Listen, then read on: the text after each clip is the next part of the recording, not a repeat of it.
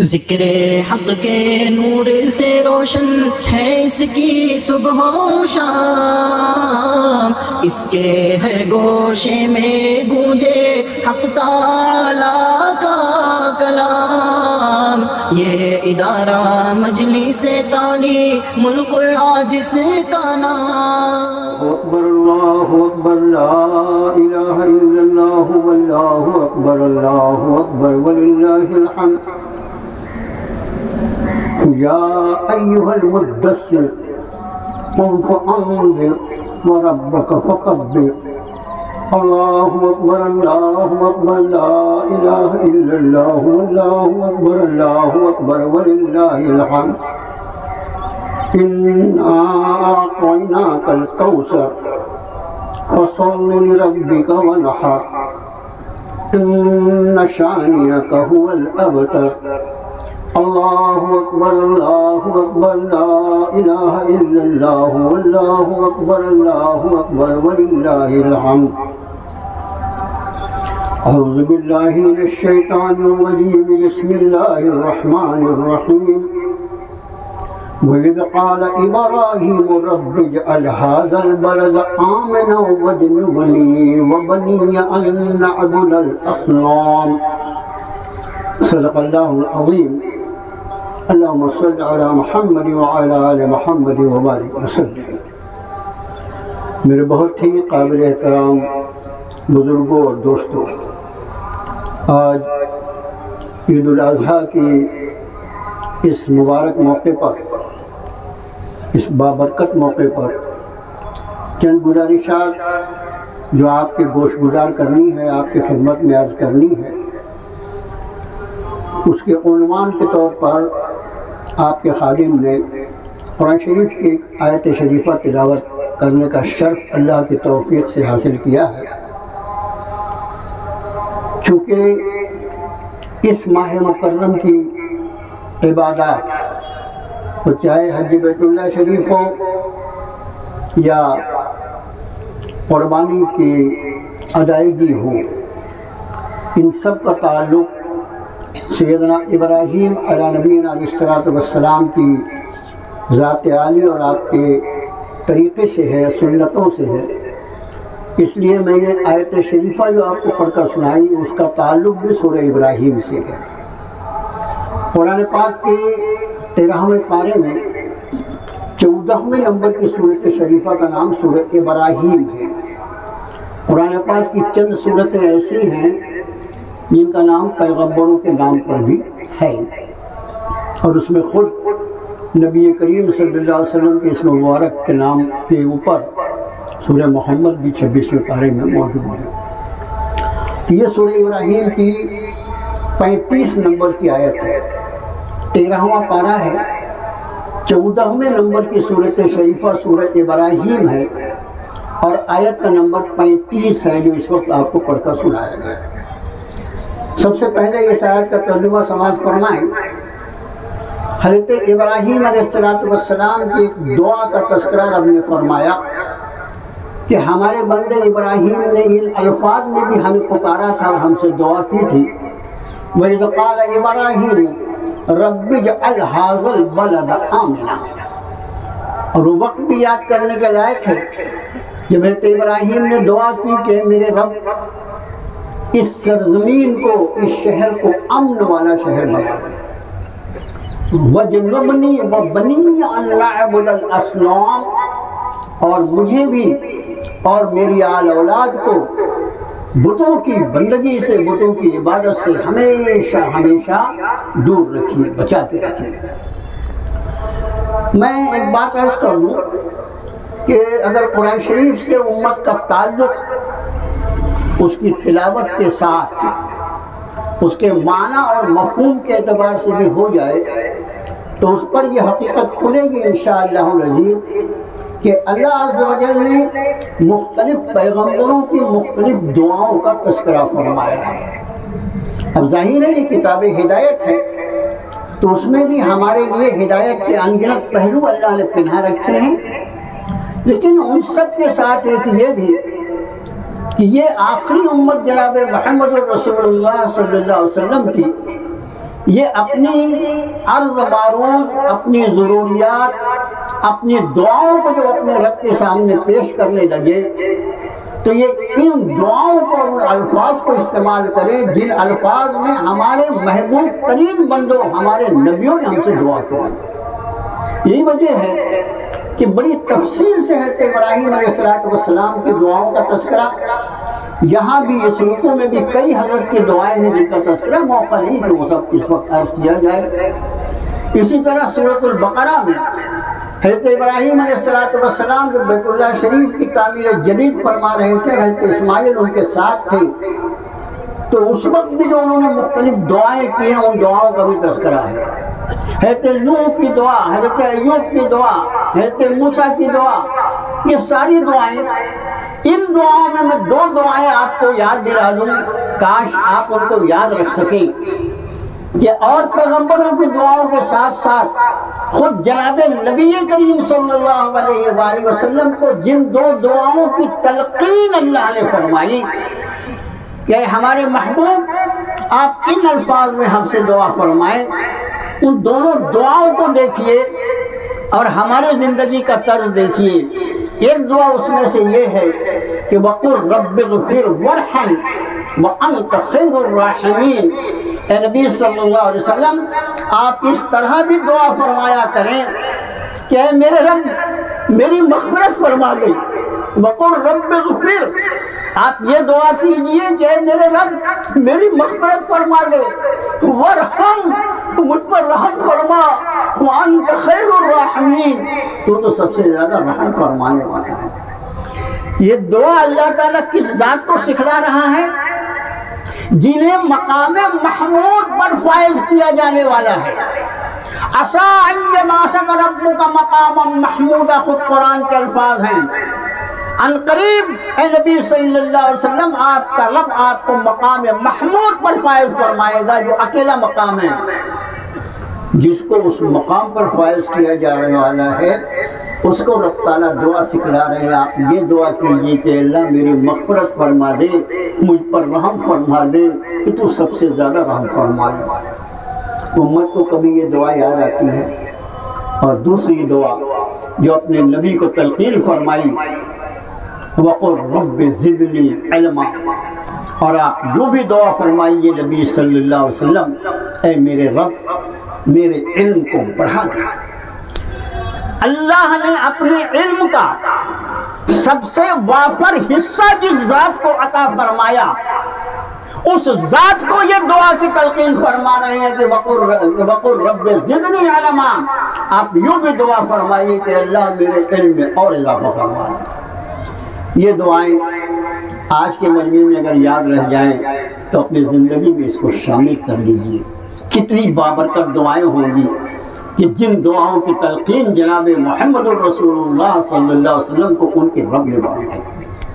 بہرحال عرض ہم یہ کر رہے تھے کہ ابراہیم علیہ السلام نے جو دعا کی اس میں فرمایا رب اجعل ھذا البلد آمنا، اے میرے رب اس شہر کو امن والا بنا دے۔ آج ہماری جو مختصر سا بیان ہوگا اس کا عنوان جو ہے وہ امن ہے۔ میرے بھائیوں، اللہ کی انگنت نعمتیں اس کائنات پر ہر لمحہ برستی رہتی ہیں، اور پھر ان میں یہ انسان جو اشرف المخلوقات ہے، پھر ان انسانوں میں بھی وہ انسان یہ تو بنی نوع انسان حضرت آدم علیہ السلام کی نسل، اور پھر اس نسل انسانی میں اللہ نے جنہیں ایمان کی دولت سے نواز کیا، جنہیں ایمان کی دولت سے نواز کے انہیں دنیا اور آخرت کی کامیابی کی ضمانت عطا فرما دی، اس انسانی گروہ پر اللہ کی کتنی نعمتیں ہیں، کیا اس کا کوئی شمار کر سکتا ہے؟ خود رب کائنات نے ارشاد فرمایا وَإِن تَعُدُّوا نِعْمَتَ اللَّهِ لَا تُحْصُوهَا، اگر تم اللہ کی نعمتوں کو شمار کرنا چاہو تو تم ان کو شمار نہیں کر سکتے، یہ رب نے فرمایا۔ اور یہ بات ہمیشہ ایک ایک مسلمان اپنے دل و دماغ میں بٹھا لے، جس چیز کو قرآن نے نہ کہہ دیا وہ کبھی ہاں نہیں ہو سکتا، اور جسے قرآن نے ہاں کہہ دیا وہ کبھی نہ نہیں ہو سکتا، اس لیے کہ یہ میرے رب کا کلام ہے، لا تبدیل لکلمات اللہ، اور اللہ کے کلمات میں کبھی کوئی تبدیلی ہو ہی نہیں سکتی۔ اس بات کو ذہن میں بٹھا لیا، اپنی زندگی کی ترتیب کے لیے اللہ کے کلام کو اپنی زندگی کا منشور بنا کر اس کو اپنے سامنے رکھو، اللہ کا ہاں سمجھ میں آئے گا، اللہ کا نہ سمجھ میں آئے گا، اور اس کا ہاں اور نہ جو اس میں کبھی تبدیلی ہونے والی نہیں۔ میرے بھائیو، عرض ہم یہ کر رہے تھے کہ رب نے فرمایا کہ اگر تم اللہ کی نعمتوں کو شمار کرنا چاہو انہیں شمار نہیں کر سکتے۔ ان نعمتوں میں عام انسانوں کا معاملہ جو بھی ہو،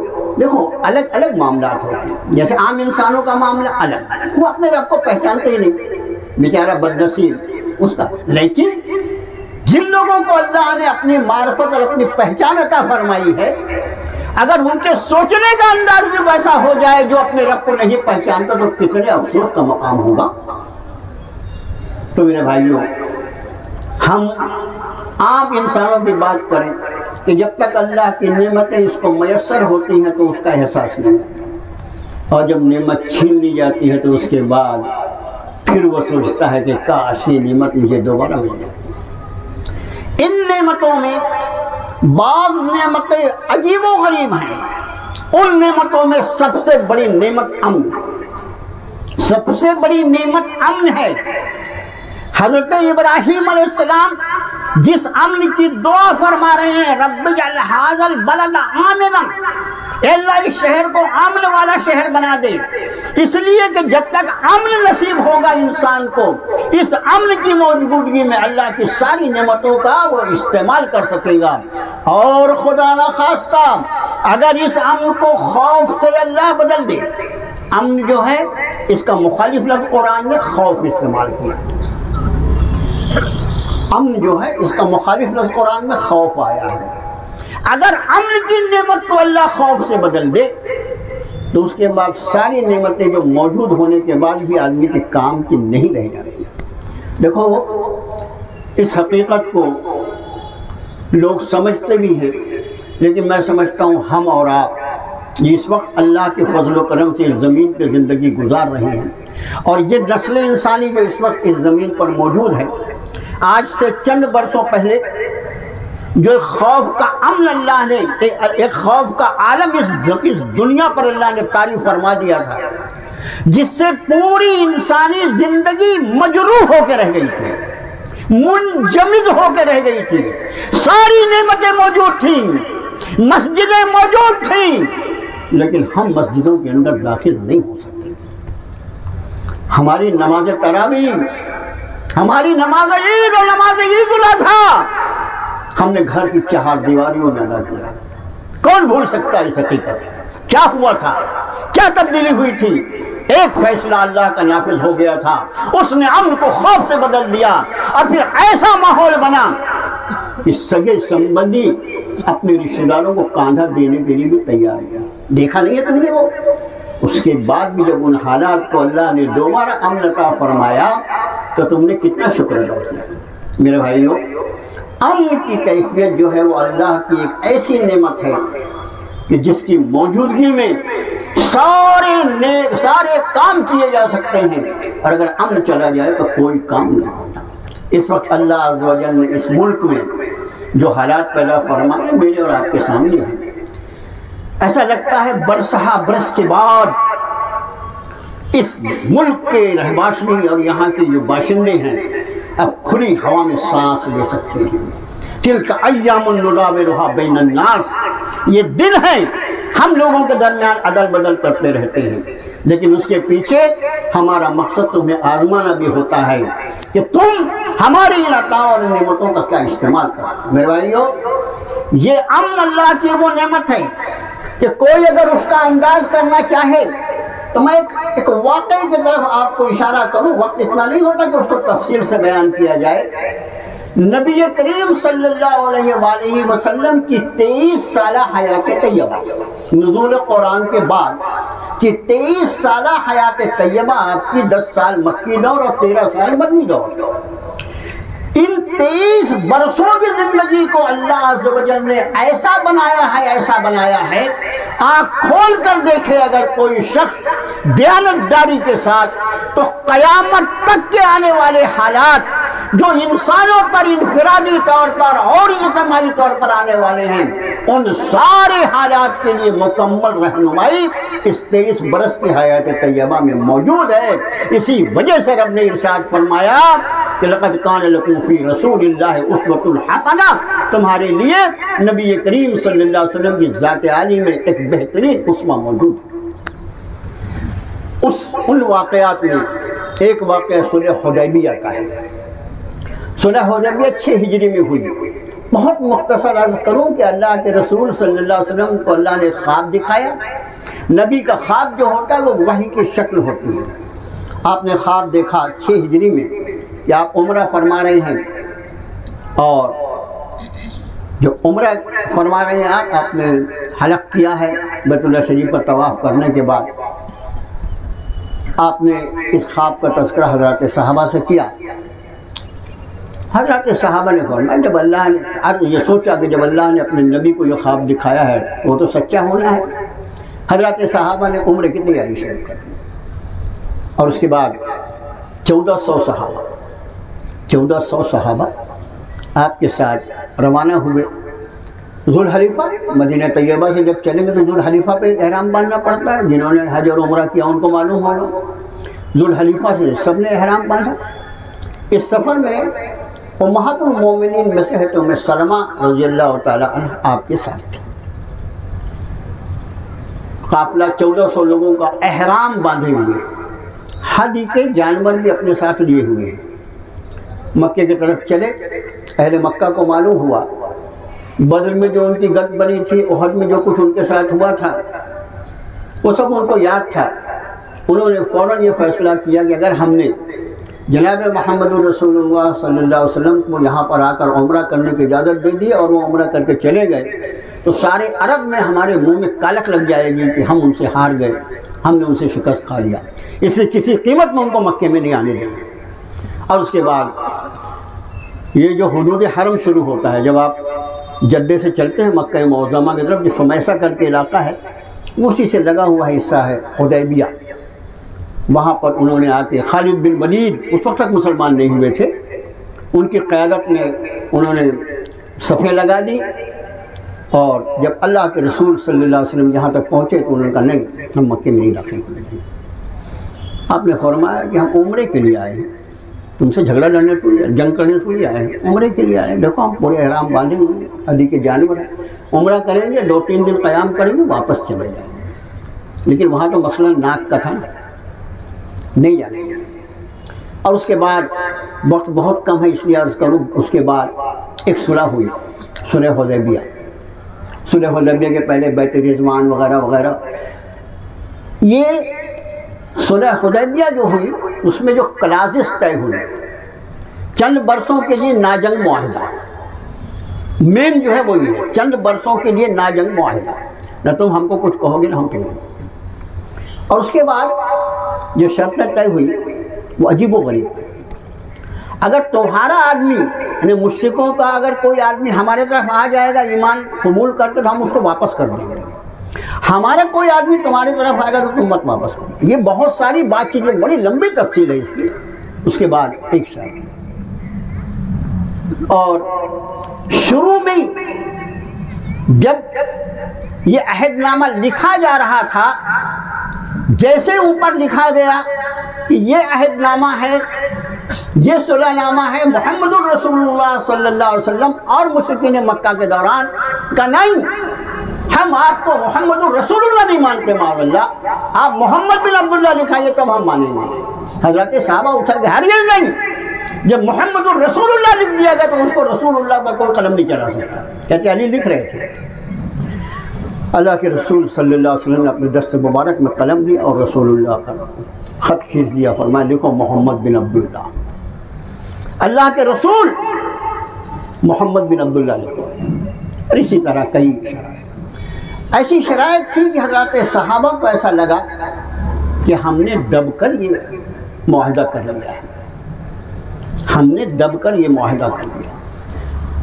اس معاہدے میں ایک بات یہ بھی تھی، آپ نے بہت اس پر اصرار فرمایا تھا کہ اس سال ہم کو عمرہ کر لینے دو۔ نہیں، اس سال عمرہ نہیں کرنا، ہم آنے نہیں دیں گے مکے میں، واپس چلے جاؤ، اگلے سال آ کے عمرے کی قضا کر لیں۔ کتنی عجیب و غریب بات تھی، آپ نے وہ بھی مان لیا۔ حضرات صحابہ کو ایسا لگا کہ ہم اتنا دب کے کیوں یہ معاہدہ کر رہے ہیں، لیکن حضرت عمر رضی اللہ تعالیٰ نے جب یہ بات حضرت ابوبکر صدیق سے کہی تو صدیق اکبر نے کہا عمر وہ اللہ کے رسول ہیں، اللہ کے اشارے اور اللہ کے حکم کے بغیر کوئی کام ان کا نہیں ہوتا، وہ جو کچھ کر رہے ہیں اللہ کے حکم کے مطابق کر رہے ہیں، خاموش ہو۔ اور اس کے بعد پھر آپ نے حکم فرمایا کہ اپنے احرام کھول لو، جانوروں کو ذبح کر دو، حلق کروا لو، جانوروں کو ذبح کر دو۔ بغیر عمرہ کیے ہوئے یہ 1400 صحابہ کی جماعت حضرت نبی کریم صلی اللہ علیہ وسلم کی قیادت میں واپس لوٹی۔ صحابہ کا دل جو ہے پوری سیرت کے واقعات میں اس واقعے کو بیان کرنے کے لیے بعض جملے ایسے آتے ہیں کہ بولنے والے اور لکھنے والے کا قلم کانپ جاتا ہے، ایسے واقعات۔ اور یہ قافلہ چلا، روا واپسی ہوئی مدینے کی طرف، ابھی مکے کی سرحدوں سے نکلے ہیں کہ رب تعالیٰ نے سورہ فتح نازل فرمایا، اِنَّا فَتَحْنَا لَكَ فَتَحًا مُبِينًا۔ یہاں سے سورہ فتح شروع ہوتی ہے، اِنَّا فَتَحْنَا لَكَ فَتَحًا مُبِينًا، ہم نے آپ کو نبی صلی اللہ علیہ وسلم فتح مبین عطا فرمایا۔ صحابہ سوچ رہے ہیں کہ ہم تو اتنے دکھے دل سے واپس ہو رہے ہیں اور رب کائنات یہ ارشاد فرمائے کہ تمہیں فتح مبین عطا فرما دی گئی۔ اس کے بعد ہے کہ عمر رضی اللہ تعالیٰ عنہ اور اضل صحابہ، ان کے اقوال الگ الگ مفسرین نے نقل کیا ہے کہ لوگوں تم تو فتح مکہ کو فتح مبین سمجھتے ہو، ہم صلح حدیبیہ کو فتح مبین سمجھتے ہیں، اس لیے کہ اس صلح حدیبیہ کی بنیاد پر ہی اللہ نے مکے کو 2 سال کے بعد فتح کر دیا۔ 6 ہجری کا یہ واقعہ ہے، 8 ہجری میں مکہ فتح ہوا، ان کی طرف سے اس کی شرطوں کو توڑا گیا، اور وہ 2 سال جو امن و امان کے تھے، ان 2 برسوں میں اللہ نے دین کو اتنا عروج عطا فرمایا، اتنا عروج عطا فرمایا کہ کوئی تصور نہیں کر سکتا۔ کیوں؟ اصل وجہ جو تھی وہ یہ کہ امن کو خریدنا ہے، چاہے امن کو حاصل کرنے کے لیے جتنی بڑی قربانی دینی۔ میرے بھائیو، آج کے اس بیان کا خلاصہ میں آپ سے عرض کرتا ہوں، آپ کو اللہ نے مومن بنایا، ایمان والے کو مومن کہا جاتا ہے۔ اور دیکھو یہ مومن جو ہے یہ اللہ کے اسماء مبارکہ میں ایک اسم مبارک ہے۔ مومن کا معنی ہی ہوتا ہے امن دینے والا۔ آپ اپنی ذات کے لیے، اپنے گھر بار کے لیے، اپنے پاس پڑوس کے لیے، اپنے سماج کے لیے، اپنے ملک کے لیے سراپا امن مانگو۔ تمہارا وجود امن کی ضمانت ہونا چاہیے، اس لیے کہ تم مومن ہو۔ اور آپ دیکھیے ہمارے گھر میں اگر ہر طرح سے امن و امان کا ماحول ہو، وہ چندہ کرنے والے افراد جو ہیں وہ کھڑے ہو جائیں، چندہ کرنا شروع کر دیں۔ مسجد کے لیے چندہ کیا جا رہا ہے، اس میں بھرپور تعاون فرمائے۔ یہاں جو میدان میں جو چندہ ہوتا ہے وہ مسجد امان اللہ سیٹ کی ہی تعمیر اور اس میں اخراجات میں استعمال ہوتا ہے، اس میں بھرپور تعاون فرمائے۔ تو میرے بھائی جو آپ دیکھیے کہ ہمارے گھر میں اگر ہر طرح سے امن و امان ہو، ہم باہر رہتے ہیں اور ہمارا جی چاہتا ہے جلدی سے ہم گھر واپس آ جائیں، لیکن گھر میں اگر جھگڑا، لڑائی، بد امنی، بہوؤں کا جھگڑا، بیٹوں کا جھگڑا، پڑوسیوں کا جھگڑا، آدمی کے گھر جانے کا جی نہیں چاہتا۔ تو میرا معروضہ آج یہ ہے کہ اللہ عز و جل نے جو امن کا ایک ماحول عطا فرمایا ہے، اس امن کا صحیح استعمال کرتے ہوئے اپنی انفرادی زندگی کو درست کرنا، اپنی خاندانی زندگی کو درست کرنا، اپنے رزق حلال کے ذرائع کو توسیع، اس میں بڑھوتری کرنے کی کوشش کرنا، اپنے بال بچوں کی تعلیم پر گہری نگاہ رکھنا، ان کی تربیت پہ گہری نگاہ رکھنا، اس لیے کہ یہ پوری امت مسلمہ مل کر ایک امت ہے۔ میرے بھائیوں، یہ وہ امت مسلمہ ہے کہ نبی کریم صلی اللہ علیہ وسلم کے سب سے زیادہ آنسو جو بہے ہیں، یا رب امتی امتی، اے میرے رب میری امت میری امت، سب سے زیادہ آنسو محمد رسول اللہ میں جو بہے ہیں وہ اس امت کے غم میں بہے ہیں۔ میرے بھائیوں، یہ امن و امان کا موقع جو ملا ہے، اس میں اپنے عقائد کی درستگی کے ساتھ اپنے عقائد کی درستگی کے ساتھ اپنے عقیدہ کو اللہ کی کتاب کے مطابق کرو، اس لیے کہ رب تعالیٰ نے فرمایا قُلْ آمَنْتُ بِمَا أَنزَلَ اللَّهُ مِنْ کتاب، آپ یہ فرمائیے نبی صلی اللہ علیہ وسلم اس چیز پر ایمان رکھتا ہوں جو اللہ نے کتاب میں نازل فرمایا۔ تمہارا ایمان اللہ کی بارگاہ میں اس وقت قبول کیا جائے گا جب وہ اللہ کی کتاب کے مطابق ایمان ہوگا، کس سے کہانیوں والا ایمان نہیں۔ اور اس کے بعد جناب نبی کریم صلی اللہ علیہ وسلم کی حیات مبارکہ، آپ کی مقدس سیرت، یہ اس کا ایک ایک حصہ اللہ کو محبوب ہے، اس لیے کہ آپ اللہ کے محبوب ہیں، آپ کا طریقہ محبوب ہے۔ اگر تم اس کے طریقے کو اختیار کر لو گے، خدا کی قسم تم بھی اللہ کے محبوب بن جاؤ گے۔ اس لیے قرآن کا وعدہ ہے قُلْ إِن كُنتُمْ تُحِبُّونَ اللَّهَ فَاتَّبِعُونِي يُحْبِبْكُمُ اللَّهُ۔ آپ فرمائیے نبی صلی اللہ علیہ وسلم اگر تم اللہ سے محبت کرتے ہو تو تم میری اتباع کرو، میرے طریقے زندگی پر چلو، يُحْبِبْكُمُ اللَّهُ، اللہ تمہیں اپنا محبوب بنا دے گا۔ اللہ کے محبوب کے طریقے کو اپنی زندگی میں لاؤ، بس یہی ایک طریقہ ہے اللہ کا محبوب بننے کا، اس کے سوا کوئی دوسرا طریقہ نہیں ہے۔ اور اس کے بعد دیکھو کہ ہماری انفرادی اور اجتماعی زندگی میں اتنا بندوبست ہو۔ دیکھیے ابھی زیادہ دن نہیں ہوا، اب وہ اس کا نام لینے کو بھی اچھا نہیں لگتا، جو حالات ہوئے پوری امت مسلمہ علماء کی قیادت میں، ائمہ کی قیادت میں تھوڑا سا ایک جگہ آئی اور اس کے بعد اس ملک کی تاریخ کا رخ بدل گیا، اس کا دھارا بدل گیا۔ لوگ سوچنے پر مجبور ہو گئے کہ یہ امت ہے جس دن پوری طرح متحد ہو جائے گی، اس دن اس ملک کا کیا ہوگا۔ یہ تمہارا اتحاد، یہ تمہارا اتحاد جو ہے، اب اس کے بعد چند ضمیر فروش اور چند آخرت فروش یہ تو ہمیشہ رہتے ہیں۔ یہ تو جب نبی کریم صلی اللہ علیہ وسلم کی حیات طیبہ میں منافقوں کا سردار عبداللہ بن ابی اور اس کے ماننے والے موجود ہیں، تو پھر یہ خوب سمجھ لو کہ قیامت تک کوئی دور ایسا نہیں ہو سکتا۔ میں قرآن کا طالب علم ہونے کے ناطے بات عرض کر رہا ہوں پوری طاقت لگا کر کہ اگر رسول اللہ کے دور میں منافقوں کا گروہ موجود ہے تو پھر قیامت تک کے لیے اس امت میں منافقوں کا گروہ موجود رہے گا۔ لیکن ان منافقوں نے نہ کل کچھ بگاڑا تھا، نہ آج بگاڑا، انشاءاللہ کل کچھ بگاڑ سکے۔ ان کی فکر چھوڑ دو، ان کے لیے صرف دعائیں خیر کی جا سکتی ہے، ان کے لیے صرف دعائیں ہدایت کی جاتی ہے۔ یہ وہ لوگ ہیں جن کے لیے قرآن نے فرمایا کہ یہ وہ ہیں جنہوں نے اپنی آخرت کو دنیا کے بدلے میں بیچ ڈالا ہے۔ ان کی چھوڑ دو، تم اپنے آپ کو اللہ کی کتاب سے اور نبی محترم صلی اللہ علیہ وسلم سنتوں سے جوڑے رکھو۔ مسلکی اختلاف، میں آپ سے عرض کرتا ہوں مسلکی اختلاف کو اللہ کے لیے اپنے گھروں تک محدود رکھو، یہ بازار میں لانے کی چیز نہیں ہے۔ قُلْ كُلٌّ يَعْمَلُ عَلَى شَاكِلَتِهِ فَرَبُّكُمْ أَعْلَمُ بِمَنْ هُوَ أَهْدَىٰ سَبِيلًا۔ آپ فرمائیے نبی صلی اللہ علیہ وسلم ہر کوئی اپنے مطابق کام، اپنے طریقے پہ کام کر رہا ہے، تمہارا رب جانتا ہے کہ اس میں بہترین ہدایت کے راستے پہ کون۔ بس میرے بھائیوں، میری گزارشات آپ سمجھ گئے ہوں گے۔ اللہ کرے کہ آپ کے دل میں میری بات اتر جائے۔